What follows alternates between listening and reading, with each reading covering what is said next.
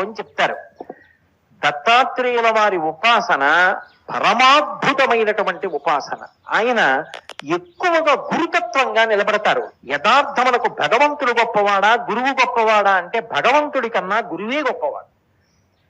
ఎందుచేత అంటే గురువు జ్ఞానం ఇస్తాడు, మళ్ళీ ఇక పుట్టవలసిన అవసరం లేని స్థితికి గురువు పైకెత్తుతాడు.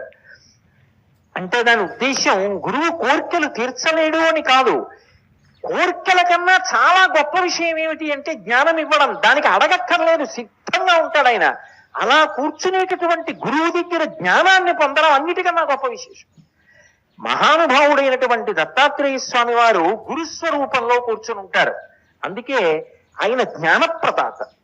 మిగిలినటువంటి అవతారాలకి దత్తాత్రేయ స్వామి వారి అవతారానికి ఒక గొప్ప భేదం కనపడుతుంది. మిగిలినటువంటి అవతారాలలో సంప్రదాయ సిద్ధంగా ఎక్కడో ఏదో పైన